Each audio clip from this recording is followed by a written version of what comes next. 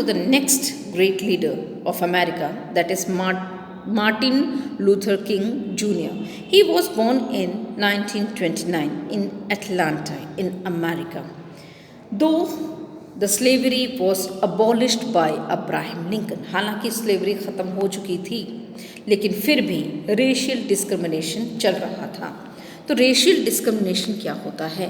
जब हम किसी के प्रति बहुत ही इलीगल, अमानवीय, इनह्यूमन ट्रीटमेंट करते हैं नस्ल के आधार पर, इसको कहते हैं रेशियल डिस्क्रिमिनेशन। तो इस डिस्क्रिमिनेशन में क्या होता है कि हम उन लोगों को अलग ही नज़र से देखते हैं, उनको अपने सामने बर्दाश्त भी करना नहीं चाहते। तो जाहिर सी बात है उनके प्रति हमारी जो व्यवहार है वो अलग हो जाता है। तो हालांकि वो पूरे अमेरिका के नागरिक बन चुके थे, लेकिन उनको फिर भी नागरिकता का किसी तरह का अधिकार नहीं दिया जाता था। उनके साथ जो ट्रीटमेंट बहुत लोअर लेवल का होता था। हालांकि कानून में उनको हर तरह का लॉ का अधिकार दिया जाता था, लेकिन उनके साथ व्यवहार में नहीं था।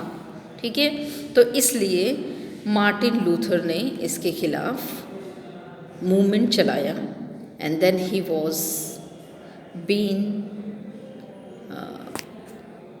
been supported by many of the people, and in this way he was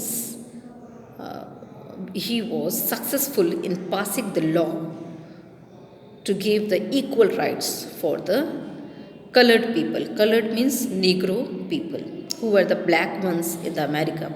तो जैसा कि अमेरिका में रेशियल डिस्क्रिमिनेशन था, नस्ल के आधार पे डिस्क्रिमिनेशन था काले और गोरों के बीच में, तो इन्होंने लोगों को इक्वल राइट्स दिलवाया। आज भी हम देखते हैं कि अमेरिका के प्रेसिडेंट में भी कलर्ड पीपल बन रहे हैं। ठीक है, तो जैसे कि आप जानते हैं बराक ओबामा ये भी कलर्ड पीपल है, और पिछले दिनों वो बहुत ही पॉपुलर लीडर बन चुके हैं। सो अपने इन एफर्ट्स की वजह से 1964 में इनको नोबेल पीस प्राइज़ दिया गया। Now coming to Mother Teresa, one of the greatest lady of the world. She was born in Macedonia, तो ग्रीस में मैसिडोनिया पड़ता है। तो 26 अगस्त 1910 स्कोपजी मैसिडोनिया में इनका, इस ग्रेट लेडी का, इस महान आत्मा का जन्म होता है। और 18 एज के बाद उन्होंने डिसाइड किया कि वो नन बनेंगी। इसका मतलब पहले से ही वो बहुत ही काइंड लेडी थी। नन का मतलब ये होता है कि वो लोग जो सिर्फ ह्यूमैनिटी को सर्व करती हैं, यानी एक देवीय आत्मा कहलाती हैं ये सब।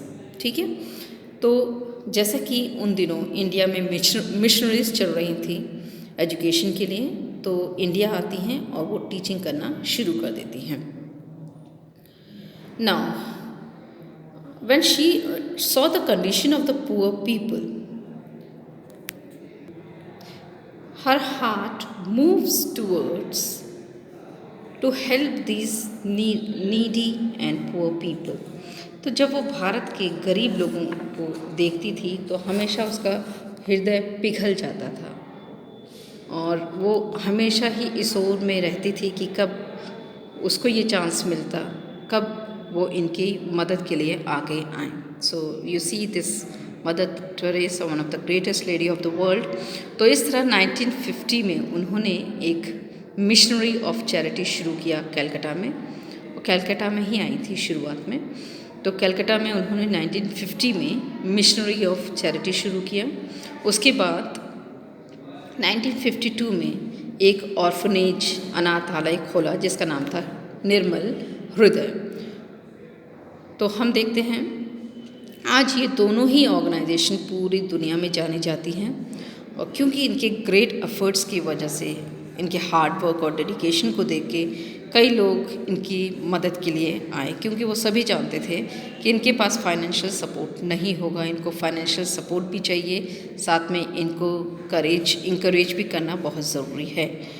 So many of the people joined this organization to give support, so that they should also be the part of those peoples who need the service of humanity.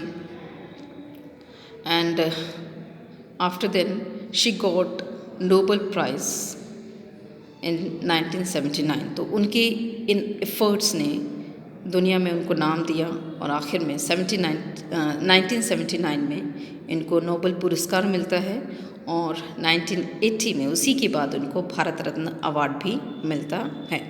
And 19 सिर्फ यही तो अवार्ड नहीं, ये तो सबसे ग्रेटेस्ट अवार्ड है, कई सारे इनके पास अवार्ड अभी भी हैं। वन ऑफ द जैसे बड़े बड़े अवार्ड जो अचीवमेंट्स के अवार्ड्स हैं इनको मिल चुके हैं भारत की तरफ से, दुनिया की तरफ से।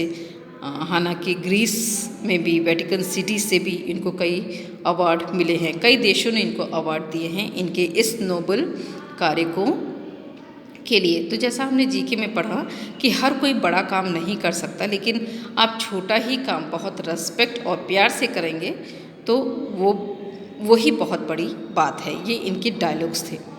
और आखिर में वेटिकन सिटी इनको संत की उपाधि देते हैं 2016 में। So this was mother Teresa, one of the great personality of the world.